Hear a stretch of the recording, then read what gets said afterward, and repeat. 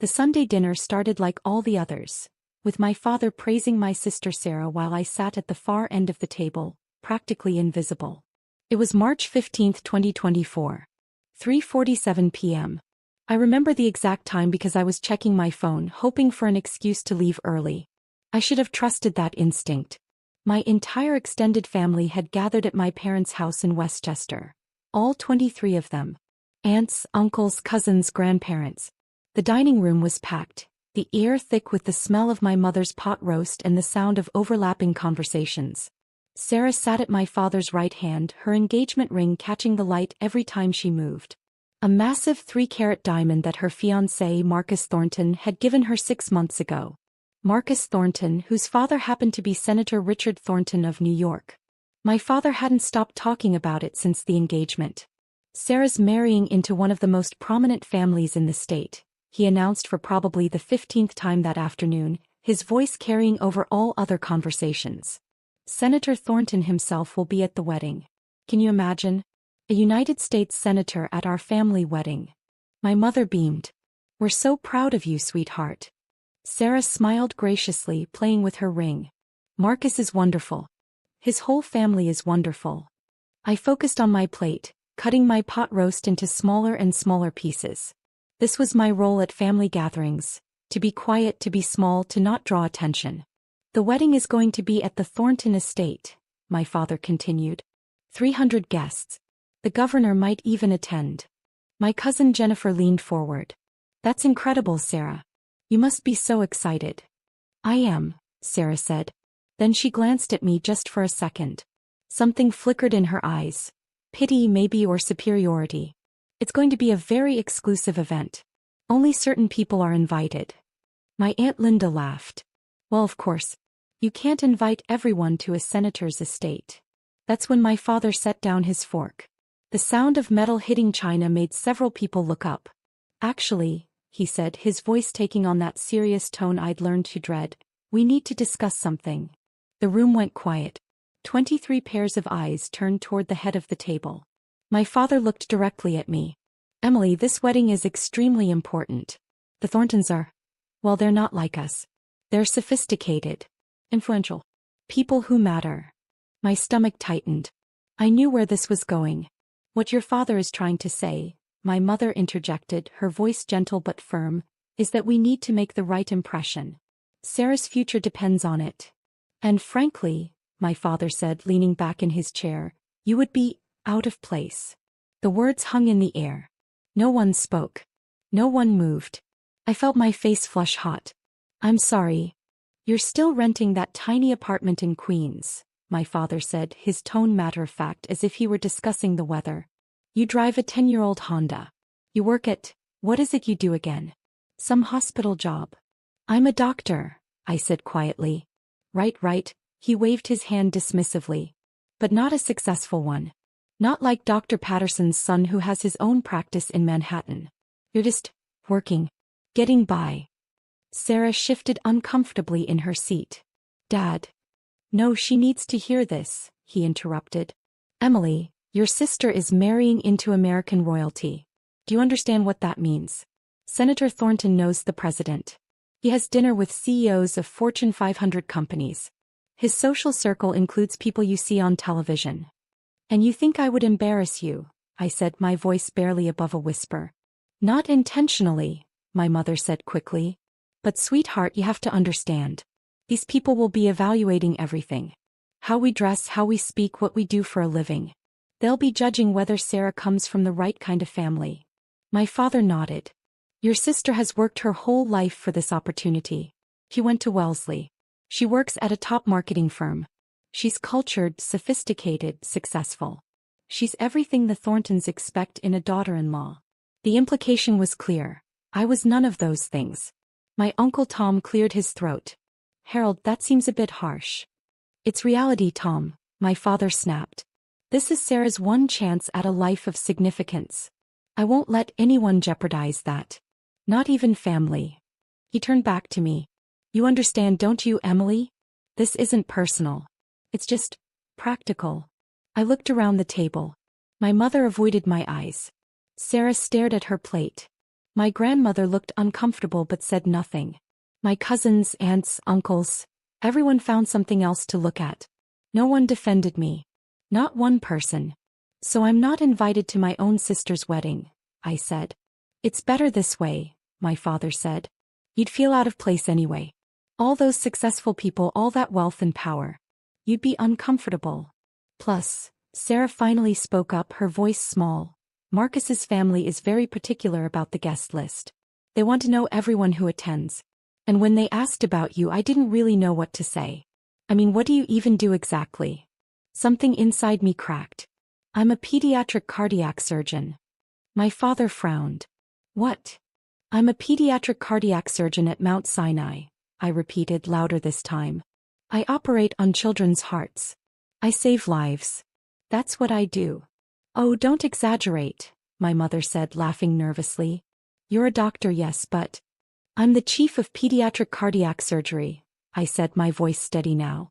I've performed over 2,400 successful surgeries. I'm published in the New England Journal of Medicine. I lecture at Columbia. I make $847,000 a year. The room was dead silent. My father stared at me. That's impossible. Why would I lie? Because you've never mentioned any of this, Sarah said, her voice rising. You always say you work at a hospital when we ask. You never said you were some big important surgeon. You never asked, I said simply. You asked what I did and I told you I worked at a hospital. Which is true. You assumed the rest. My father's face was turning red. If you're so successful, why do you live in a tiny apartment? Why do you drive that old car? Because I don't care about impressing people, I said. I live in Queens because it's close to the hospital. I drive an old car because it gets me where I need to go. I spend my money on things that matter. I donate to children's charities, I fund medical research, I pay off my students' loans. I don't believe you, my father said flatly. I reached for my phone, pulled up my hospital ID and slid it across the table. Dr. Emily Chin, Chief of Pediatric Cardiac Surgery. He stared at it. My mother leaned over to look. Sarah grabbed it from his hands, her face going pale. This doesn't change anything, my father said, pushing the phone back toward me. Even if this is true, you've spent years making us think you were nobody. You let us believe you were a failure. What kind of person does that? The kind who wanted to see if her family loved her for who she was, not what she accomplished, I said. That's manipulative, Sarah hissed. No, I said, standing up. What's manipulative is uninviting your sister from your wedding because she doesn't fit your new image. I looked around the table one more time. 23 faces staring back at me. Some shocked, some confused, some angry. Not one looked apologetic. Enjoy the wedding, I said. I hope it's everything you wanted. I walked out of that house at 4:23 p.m. I got in my old Honda and drove back to my apartment in Queens. I didn't cry. I didn't scream. I just felt empty. My phone started ringing almost immediately. Then my mother. Then my father. I declined every call. At 11:47 p.m. Sarah sent a text. You're being dramatic. We can talk about this like adults. I blocked her number. The next morning my mother showed up at my apartment. I didn't let her in. Emily, please, she said through the door. Your father didn't mean it the way it sounded. How did he mean it? Silence. That's what I thought, I said. She left. For the next 3 months my family tried various approaches. My father sent an email explaining that he was looking out for Sarah's best interests. My mother left voicemails saying I was breaking her heart. Sarah sent a long text about how I was ruining the happiest time of her life. I deleted everything. At work I threw myself into my cases. There's something clarifying about operating on a 3-year-old's heart. It puts family drama into perspective. Every successful surgery, every child who got to go home healthy, reminded me what actually mattered. My colleagues knew something was wrong, but I didn't elaborate.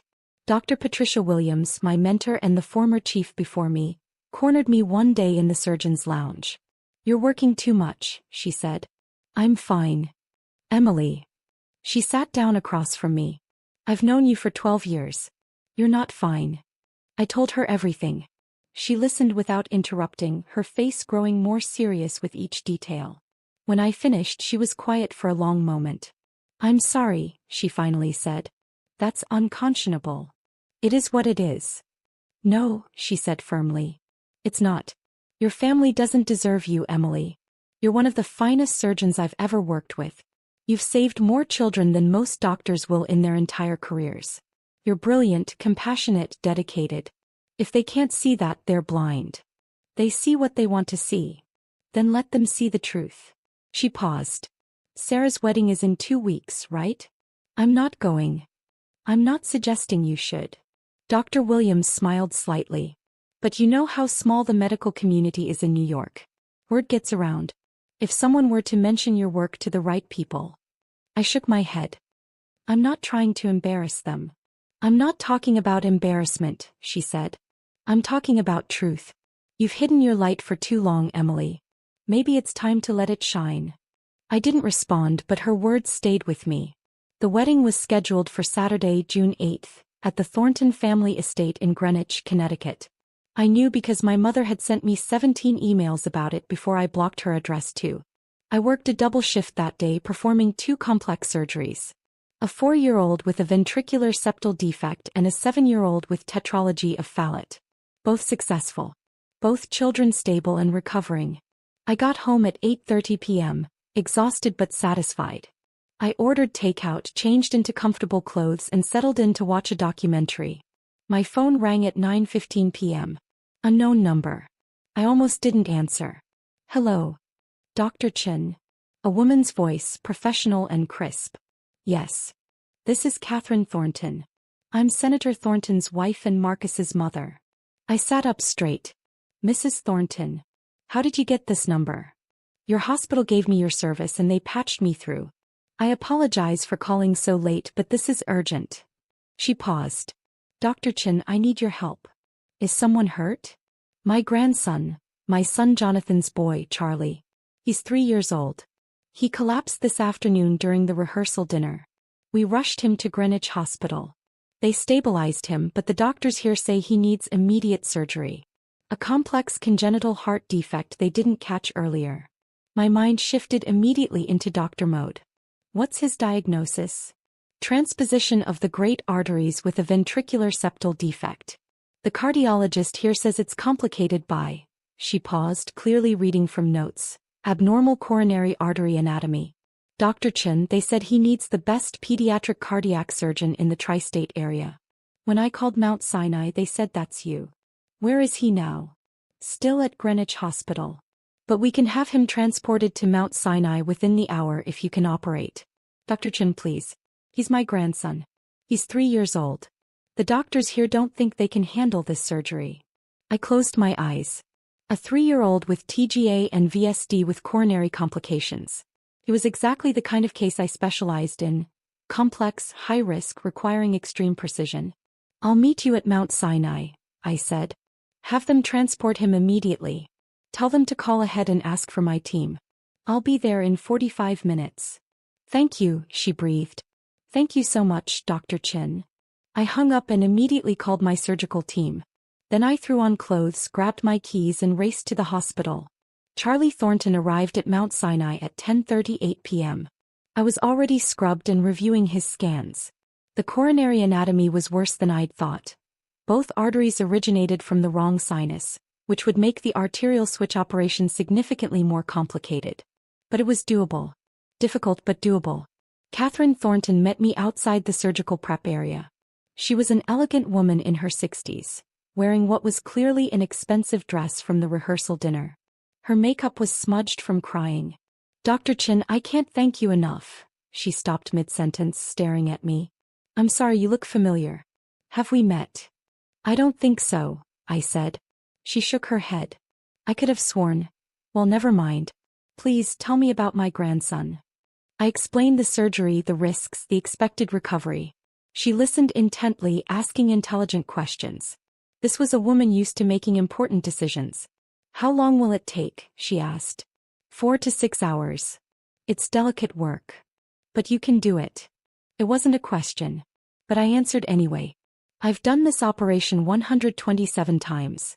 I haven't lost a patient yet. He squeezed my hand. Then I trust you completely. The surgery began at 11:42 p.m.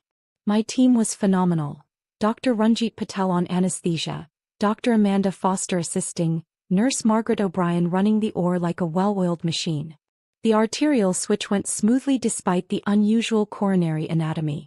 I carefully detached the great arteries, switched them and reconnected them to their proper ventricles. Then I repaired the VSD and reimplanted the coronary arteries in their correct positions. Every stitch had to be perfect. One mistake and this child could die on my table.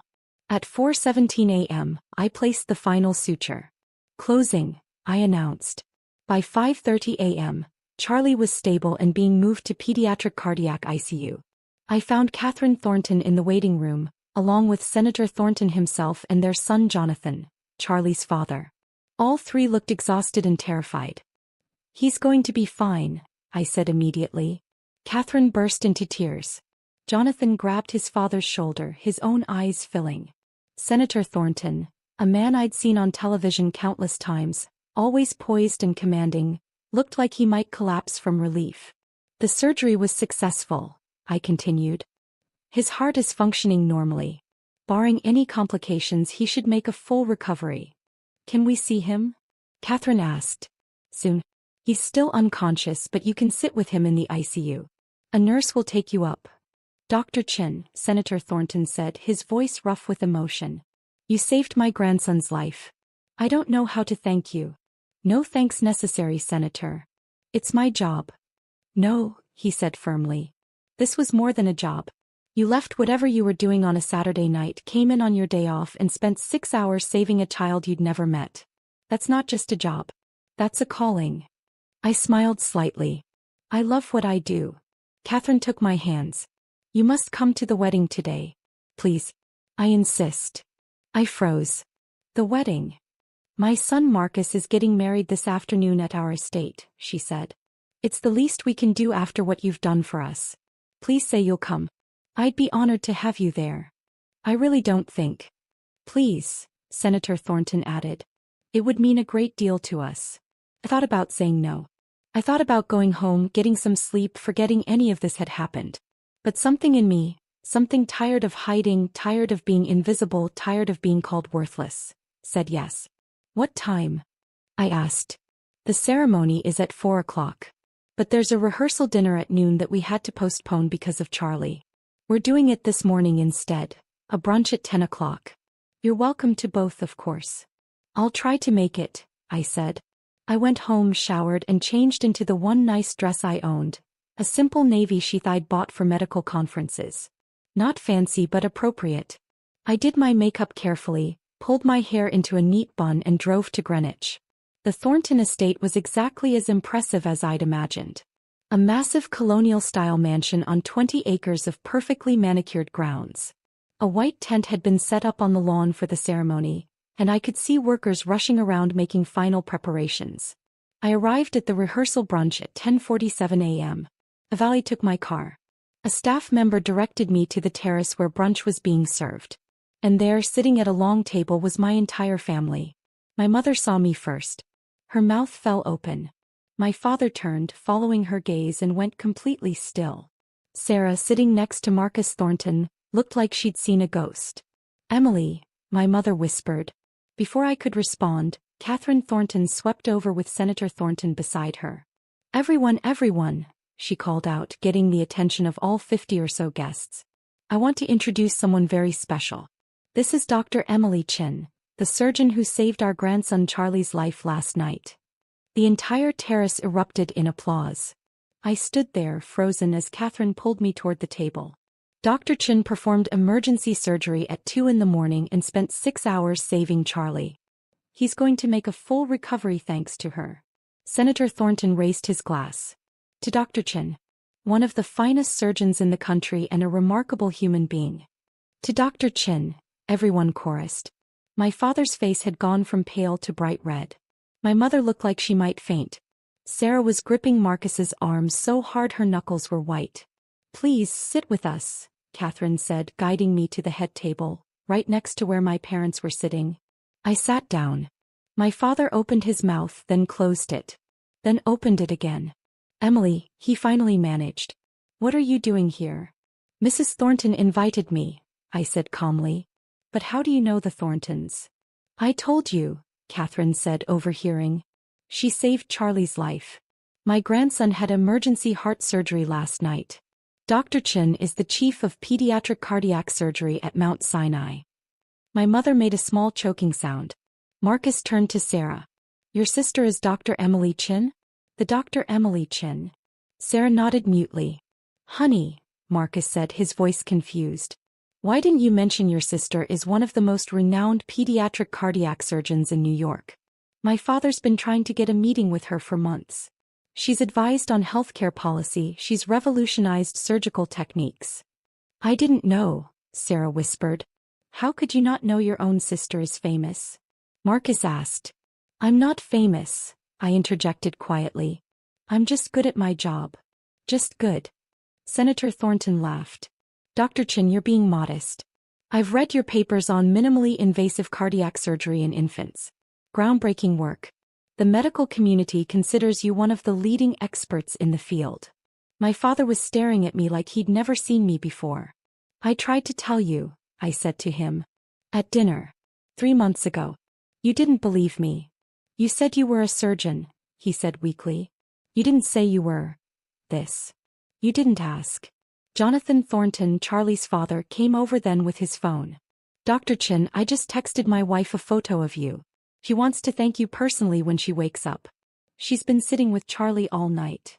No need, I said. I'm just glad he's doing well. Charlie's alive because of you, Jonathan said, his voice thick. My son gets to grow up because you were willing to drop everything on a Saturday night. Our family owes you a debt we can never repay. He pulled me into a tight hug. Over his shoulder I could see my family watching. My mother's eyes were filled with tears. My father looked like he'd been punched in the stomach. Sarah was whispering urgently to Marcus. The brunch continued.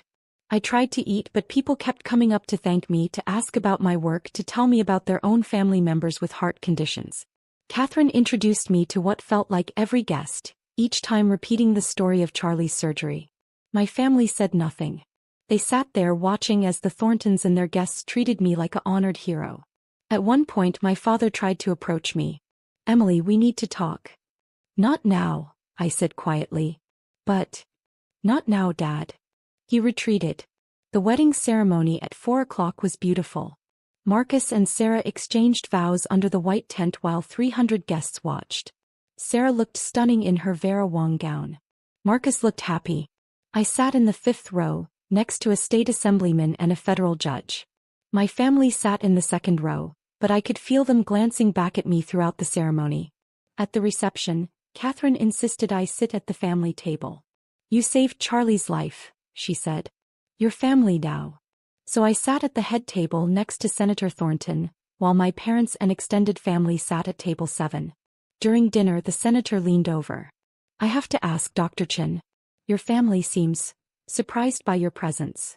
We're not very close, I said carefully. He studied me for a moment. I see. Well, their loss is our gain. I meant what I said about wanting to meet with you. I'm working on healthcare legislation, specifically regarding pediatric cardiac care accessibility. I'd love your input. I'd be happy to help, Senator. Please call me Richard. At 8:30 p.m., as the reception was in full swing, my mother finally cornered me near the dessert table. Emily, please. We need to talk. About what? About everything. About what your father said. About the wedding. About, she gestured helplessly. All of this. What do you want me to say, Mom? I want you to forgive us, she said, tears running down her face. We made a terrible mistake. We didn't know. You didn't want to know, I interrupted. I tried to tell you. At that dinner. I told you I was a cardiac surgeon. Dad said I was exaggerating. You laughed. We didn't understand. You didn't care to understand. I wasn't good enough for Sarah's wedding because I didn't fit your image. Because I drove an old car and lived in Queens. You judged me based on appearances, not on who I actually am. We're sorry, she sobbed. Are you sorry for what you did? Or are you sorry that you were wrong? She didn't answer. That's what I thought, I said. My father appeared then, his face drawn. Emily, your mother's right. We made a mistake. A terrible mistake. But you have to understand. I don't have to understand anything, I said. You called me worthless. In front of the entire family. You said I would embarrass Sarah. You uninvited me from my own sister's wedding because you were ashamed of me. We didn't know you were successful, he said desperately. Would it have mattered if I wasn't? I asked. If I was just a regular doctor making a regular salary living a regular life, would that make me worthless? Would that justify excluding me? He opened his mouth but no words came out. You taught me that my value as a person depends on what I achieve, how much money I make, who I know. You taught me that love is conditional. That family is conditional. I paused. Well, congratulations. I learned the lesson. Emily, please. I need to go, I said. I have a patient to check on. I walked away from them through the reception, past the dancing guests and the elaborate flower arrangements and the ice sculpture in the shape of two swans. I found Catherine and thanked her for her hospitality. I congratulated Marcus and Sarah, who barely managed to speak to me. And then I left. I drove back to Mount Sinai and checked on Charlie. He was awake, groggy but stable. His parents were there, exhausted but grateful. How are you feeling, buddy? I asked Charlie. He gave me a weak thumbs up. You're a tough kid, I said. You're going to be just fine. His mother, Amanda, took my hand. Thank you, Dr. Chen. Thank you for giving me back my son. You're welcome. That's the thing about my job. At the end of the day, I know I've made a difference. A real, tangible difference in the world. I save lives. I give parents their children back. I give children their futures back. My family could never understand that because they measure success in dollar signs and social status and appearances. They didn't see my value because I didn't advertise it. I didn't wear expensive clothes or drive a luxury car or name drop at parties. I just did my job. I saved lives. And that was enough for me. Over the next week, my phone wouldn't stop ringing. My father called 47 times. My mother called 53 times. Sarah called 31 times. Various aunts, uncles and cousins called another 60+ times combined. I didn't answer. They sent emails, text messages, even letters delivered to my apartment building. All saying the same thing: we're sorry.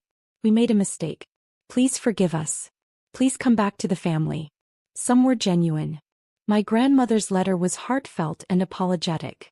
Uncle Tom's email was thoughtful and acknowledged their failure. But most were about what I could do for them now.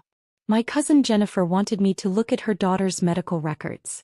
Aunt Linda asked if I could get her husband into a clinical trial. My father sent an email about how having a famous surgeon in the family would be wonderful for their social standing. Even Sarah sent a long text about how Marcus's family kept asking about me and could I please attend some dinner parties with them. They still didn't get it. 3 weeks after the wedding, Catherine Thornton invited me to her home for lunch. Just the two of us. I wanted to apologize, she said over salmon and asparagus, for putting you in that position at the wedding. I didn't know about your family situation. You have nothing to apologize for, I said. You invited me because I helped Charlie. That's all. Still, she said. It was clearly uncomfortable for you. I saw your family's reaction. The shock on their faces. She paused. They didn't know, did they? About your career. They knew I was a doctor. They just assumed I wasn't successful. Why did you let them think that? I considered the question. Because I wanted to know if they'd love me anyway. If I was enough just being me without the title or the salary or the prestige. I smiled sadly. Turns out I wasn't. Catherine reached across the table and squeezed my hand. Their loss, Emily. Truly. We talked for 2 hours. About medicine, about family, about the pressures of expectations. Catherine was warm, intelligent, insightful. By the time I left, I felt like I'd made a real friend. That friendship grew over the following months. Catherine invited me to charity events, dinner parties, cultural outings. She introduced me to people who became genuine friends. People who valued me for who I was, not what I could do for them. Senator Thornton did invite me to consult on his healthcare legislation. I spent hours working with his policy team, providing medical expertise on pediatric cardiac care accessibility. The work was fulfilling and important. Charlie recovered beautifully. I saw him for follow-up appointments every few weeks, watching him grow stronger and healthier. His parents sent me photos of him running, playing, living the life he might not have had without that surgery. My family kept trying. 6 months after the wedding, my mother showed up at the hospital. Security called me. "Dr. Chen, there's a Patricia Chen here to see you. She says she's your mother. Tell her I'm in surgery. Will you be available later?" No. At Christmas they sent an enormous gift basket to my apartment. Expensive chocolates, wine, gourmet foods. A card signed by everyone. "We miss you. Please come home." I donated it to a homeless shelter. On my birthday in February, my entire family showed up at a restaurant where they'd somehow discovered I'd made a reservation with friends. All 23 of them crowding around our table making a scene. "Surprise!" my mother shouted. "We wanted to celebrate with you." My friends looked uncomfortable. I stood up, placed money on the table to cover my meal and said, "We're leaving." "Emily, wait," my father started. "No," I said firmly. "I'm here with my real family. Please leave." "We are your real family," Sarah protested. I looked at her. Really looked at her. She'd lost weight. Her eyes had dark circles. She looked stressed and unhappy despite her fairy tale life with Marcus. "You're people I'm related to by blood," I said. "But you're not my family. Family doesn't call each other worthless. Family doesn't exclude each other out of shame. Family doesn't measure each other's value by their bank account or their job title." "We were wrong," my father said. "We know that now. We're sorry." "You're sorry you were wrong," I corrected. "You're not sorry for how you treated me. You're sorry I turned out to be someone important, someone who could have helped your social standing. If I had been just a regular doctor, you'd still think you were justified." The restaurant had gone quiet. Everyone was watching. "Please," my mother begged. "We're family. We can work through this." "No," I said. "We can't. Because working through it would require you to fundamentally change how you view people, how you measure worth, how you define success. And I don't think you're capable of that." I walked out with my friends. My family didn't follow. A year after the wedding, I received a letter from Sarah. It was different from the others. No pleading, no excuses, no requests for forgiveness. Just honesty. She wrote about how she'd built her entire life around seeking our parents' approval. How she'd chosen her career, her friends, her husband based on what would impress them. How she'd been so focused on appearing successful that she'd never stopped to consider what actually made her happy. She wrote about how seeing me at her wedding had shattered her worldview. How I'd achieved genuine success, the kind that mattered, the kind that saved lives, while she'd been chasing shadows of approval. She wrote that she was in therapy, that she was starting to understand how toxic our family dynamics were, that she was trying to build a real relationship with Marcus, one based on love rather than status. She wrote that she didn't expect forgiveness, that she didn't deserve it, but that she wanted me to know she was truly, genuinely sorry for who she'd been and what she'd done. I read the letter 3 times. Then I wrote back. Not forgiveness. Not yet. But acknowledgement. An opening. A possibility. We started exchanging emails. Short ones at first. About books, about weather, about nothing important. Gradually we began sharing more. She talked about her struggles with our parents' expectations. I talked about my work, my life, my found family. It was slow. Like learning to walk on ice. But it was something. My parents, on the other hand, I kept at a distance. They sent cards on holidays. I didn't respond. They showed up at medical conferences where I was speaking. I had security escort them out. They tried to reach me through colleagues, through friends, through anyone who might have a connection. I remained firm. 2 years after that Sunday dinner, I received the Lifetime Achievement Award from the American Pediatric Cardiac Surgery Association. At 37 years old, I was the youngest recipient in the organization's history. The ceremony was at the Waldorf Astoria in New York. Over 800 attendees. Surgeons, researchers, healthcare administrators from around the world. Catherine and Richard Thornton attended. Charlie, now 5 years old and thriving, presented me with the award. Amanda and Jonathan stood nearby, beaming. My acceptance speech was short. I thanked my mentors, my team, my patients and their families. I talked about the privilege of being entrusted with children's lives, the responsibility we carry as physicians, the importance of compassionate care. I didn't mention my family. I didn't need to. But they were there. In the back row. All of them. Watching. After the ceremony, as I stood accepting congratulations and taking photos, my father approached. "Emily," he said quietly. "That was a beautiful speech. Thank you. I'm proud of you." I looked at him. Really looked at him. He'd aged in 2 years. More gray hair, deeper lines around his eyes. He looked smaller somehow. Less imposing. "Are you proud of what I've accomplished?" I asked. "Or are you proud of who I am?" He hesitated.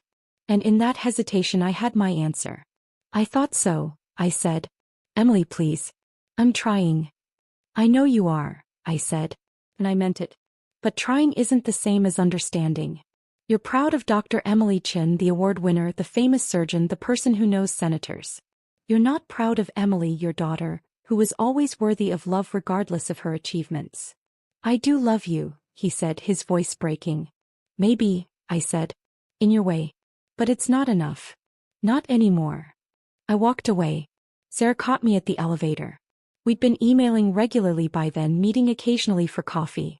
Our relationship was still fragile, still rebuilding, but it was real. "Congratulations," she said, hugging me. "You deserve this." "Thank you." "I told Marcus I'd only come if I could sit apart from Mom and Dad," she said. "I needed to be here for you, not for them. That meant more to me than the award." "I'm glad you came," I said. We rode the elevator down together, talking about her new job. She'd quit the marketing firm and started working for a nonprofit. The pay was less, but she seemed happier. Outside, Catherine and Richard were waiting with Charlie. "Dr. Chin." Charlie shouted, running over. He was healthy, energetic, a normal 5-year-old with a bright future. "Hey buddy," I said, scooping him up. "Did you like the party?" "The cake was good," he said seriously.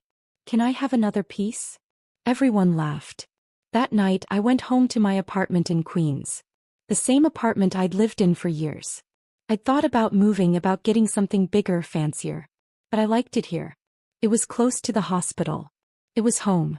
I changed into comfortable clothes, made tea, and sat by the window looking out at the city. My phone buzzed. A text from Dr. Williams. "Congratulations, Dr. Chin. Well deserved. See you Monday for that HLGS case. Cheese. Hypoplastic left heart syndrome. A complex 3-stage surgery performed over the course of years. The family had specifically requested me." I texted back, "Wouldn't miss it. That's the thing about my life now. It's full. Not with people who claim to love me because of what I've achieved, but with people who value me for who I am. My colleagues who respect my skill but also know I ugly cry at sad movies. My friends who call me at 2 a.m. when they need someone to talk to. My patients' families who trust me with their most precious treasures. Sarah's slowly becoming a real sister rather than a competitor. Catherine, who became the mother figure I'd always needed. Charlie, who reminded me why I do what I do. This is my family now. Family I chose. Family that chose me back. As for my parents, they still try. Cards on birthdays. Invitations to dinner. Requests to talk things through. I don't hate them. I don't even resent them anymore.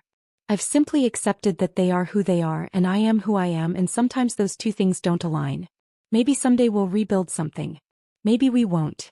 But I'm okay either way. Because I finally learned the lesson they tried to teach me, just not in the way they intended. My worth doesn't depend on their approval. It never did. I'm Dr. Emily Chin. I save children's lives. I advance medical science. I make a difference in the world. And that's enough. That's more than enough.